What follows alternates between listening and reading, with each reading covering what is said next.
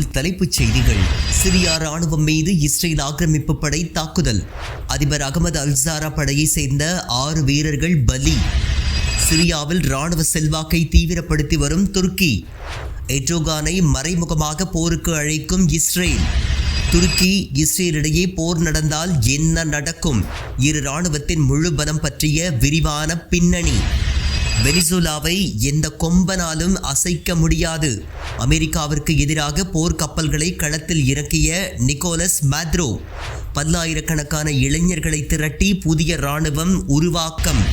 Lebanon ஊடகவியலாளர்களை இழிவாக பேசிய அமெரிக்க தூதர். இனி அவரது செய்திகளை வெளியிட மாட்டோம் என அறிவித்த லெபனான் ஊடகங்கள்.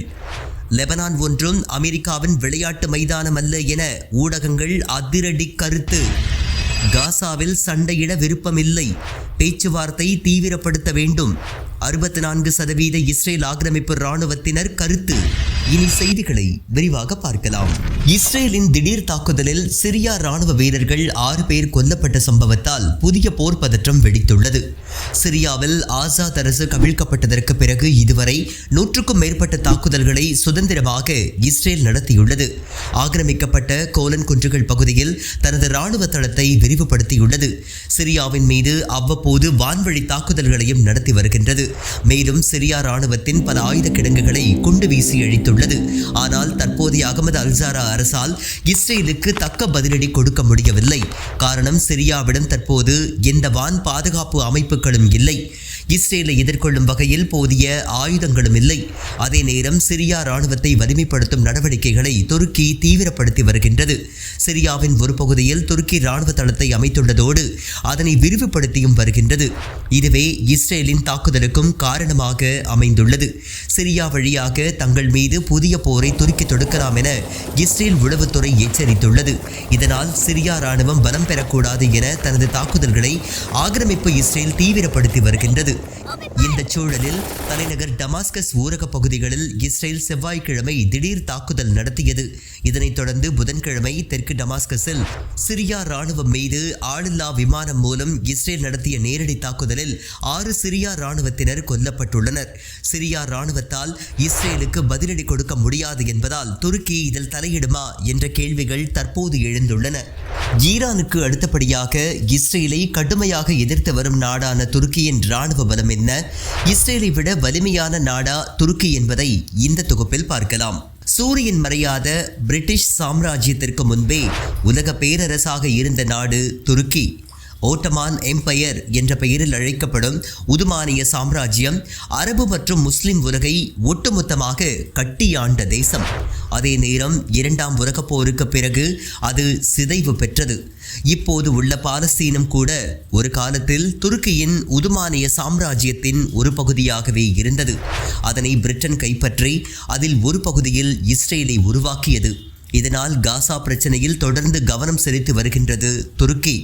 காசா போராளி குழுவான ஹமாஸை ஒரு சுதந்திர போராட்ட இயக்கம் என நாட்டோ நாடான துருக்கி அழைத்து வருகின்றது.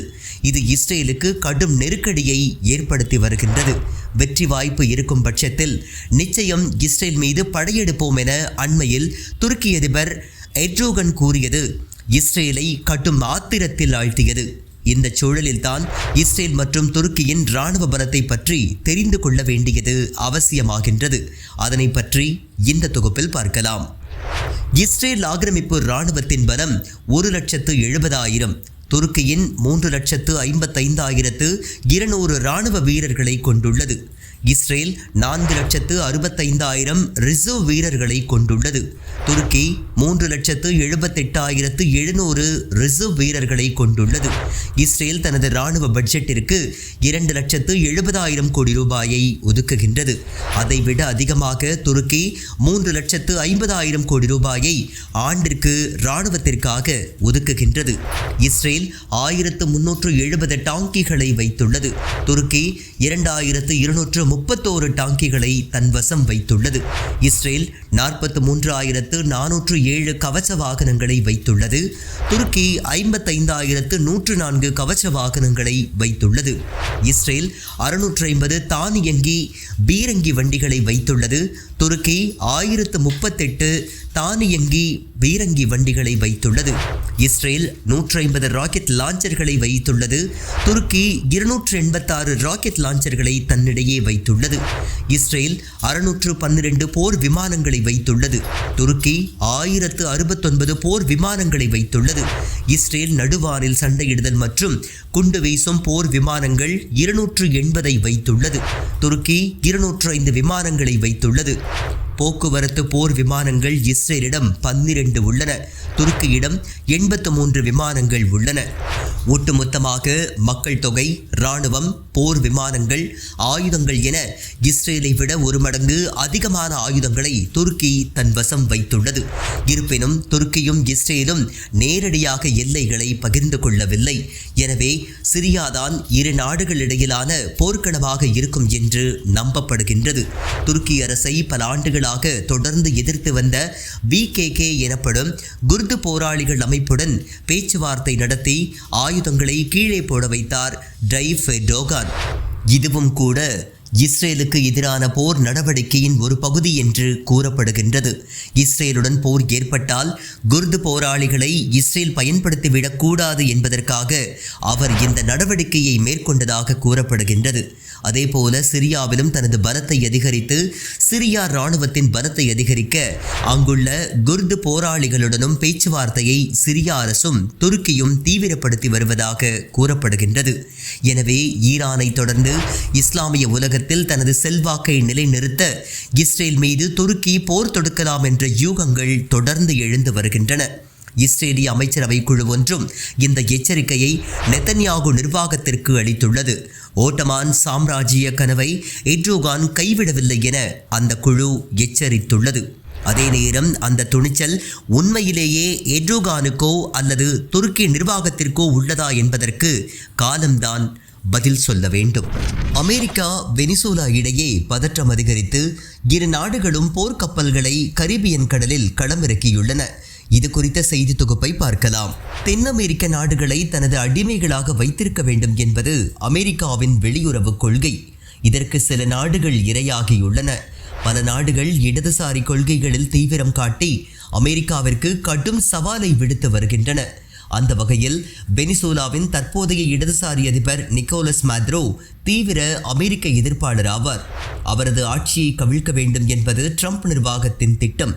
இதன் ஒரு பகுதியாக தென் அமெரிக்க போதை கடத்தல் கும்பல் ஒன்றை தீவிரவாத இயக்கமாக அறிவித்த ட்ரம்ப் நிர்வாகம் அந்த போதை கடத்தல் கும்பலின் தலைவரே வெனிசுலா அதிபர் நிக்கோலஸ் மாதுரோ தான் என்று வினோத அறிவிப்பை வெளியிட்டது. அத்துடன் நிறுத்திக் கொள்ளாமல் அவரை கைது செய்ய உதவினால் $50 மில்லியன் அமெரிக்க சன்மானம் வழங்கப்படும் என்று ட்ரம்ப் நிர்வாகம் அறிவித்தது. இது வெனிசுலாவை கொந்தளிக்க வைத்துள்ளது. இந்நிலையில் போராளி இராணுவத்தை உருவாக்க அதிபர் நிக்கோலஸ் மாதுரோ அதிரடி உத்தரவு ஒன்றை பிறப்பித்தார். இதனையடுத்து மாதுரோவிற்கு ஆதரவான பல்லாயிரக்கணக்கான இளைஞர்கள் அந்த இராணுவத்தில் இணைந்துள்ளனர். அவர்களுக்கு தீவிர இராணுவ பயிற்சி வழங்கப்பட்டு வருகின்றது. மற்றொரு பக்கம் கரீபியன் கடலில் வெனிசுலா போர்க்கப்பல்கள், ஆளில்லா விமானங்கள் நிறுத்தப்பட்டுள்ளன.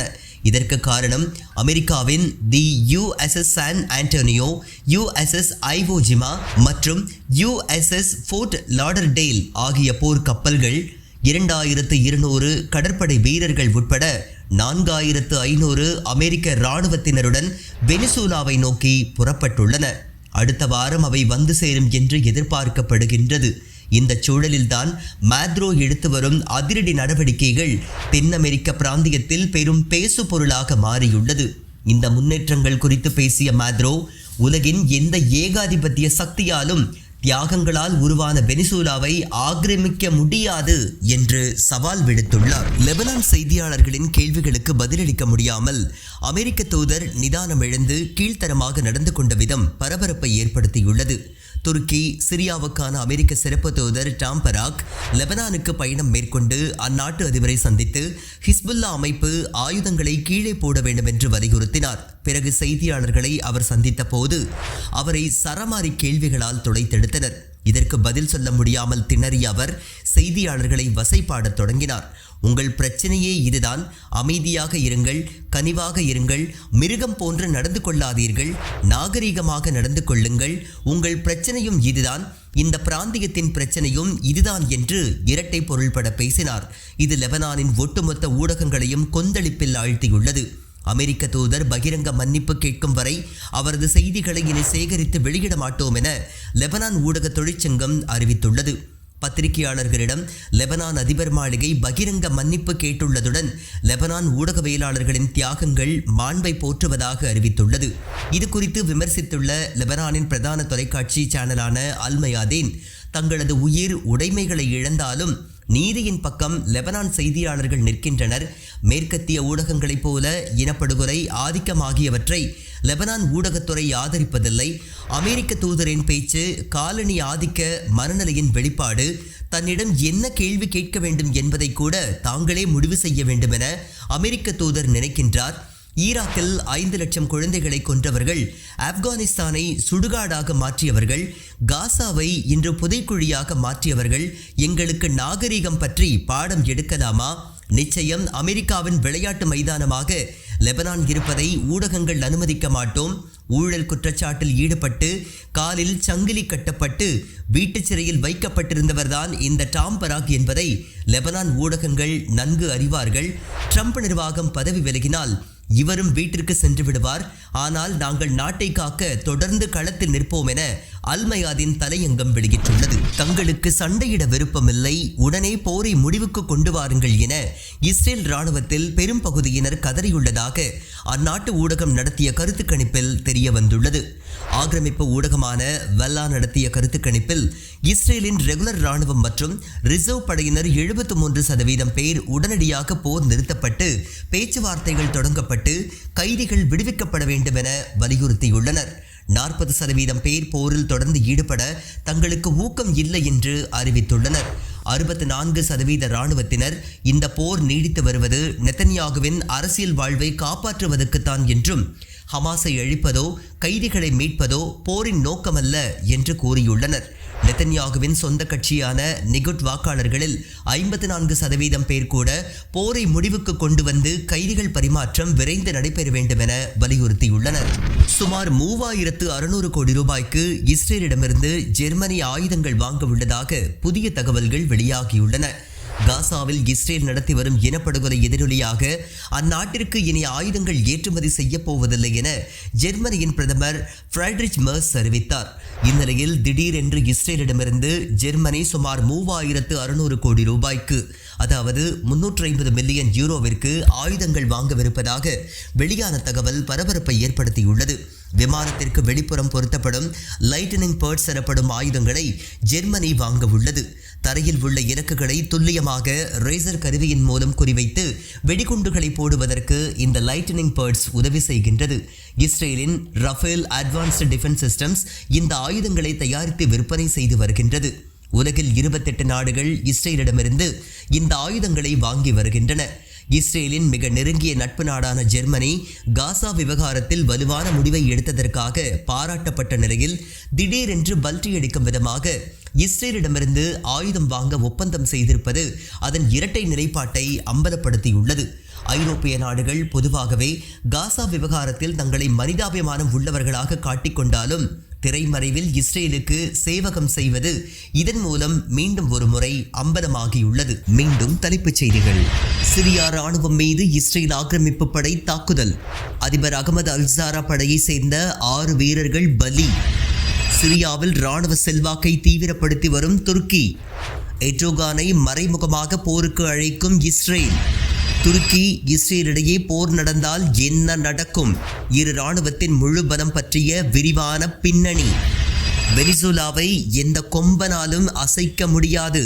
அமெரிக்காவிற்கு எதிராக போர் கப்பல்களை களத்தில் இறக்கிய நிக்கோலஸ் மாதுரோ.